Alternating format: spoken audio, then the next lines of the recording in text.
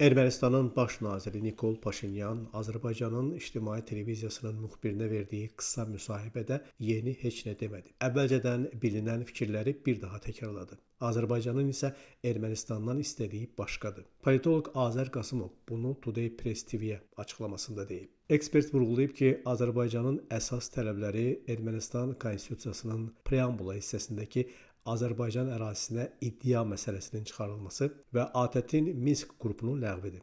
Stat: Paşinyan Minsk qrupu məsələsini sülh müqaviləsi ilə eyni anda elan etməyi təklif edir. Bu da onların Qərbi Azərbaycan qorxusundan irəli gəlir. Görünən odur ki, Qərbi Azərbaycan məsələsi Ermənistanda real qorxu kimi qəbul olunur. Məsələnin mahiyyəti odur ki, Ermənistan ATƏT-in Minsk qrupunun buraxılması məsələsini şərti ərazi bütövlüyü ilə əlaqələndirir. Yaxşı başa düşür ki, Ermənistanın hesab olunan şərti ərazisi sülh olmasa, hər an təhlükədə ola bilər. Çünki Ermənistanın Azərbaycan torpaqları üzərində qurulduğunu da yaxşı bilirlər. Hesab edirəm ki, Paşinyan bu qorxusunu dilə gətirməklə Ermənistan cəmiyyətinə də mesaj vermiş oldu ki, konstitusiya dəyişikliyi olmasa, Qərbi Azərbaycan qorxusu hər zaman onların başının üstündə qılınc kimi duracaq. Statın sonu. Qeyd edək ki, mayın 15-də Albaniyada səfərdə olan Ermənistan baş naziri Nikol Paşinyan Azərbaycanın ictimai televiziyasının əməkdaşının sualını cavablandırıb. Hələlik yeni konstitusiya layihəmiz yoxdur.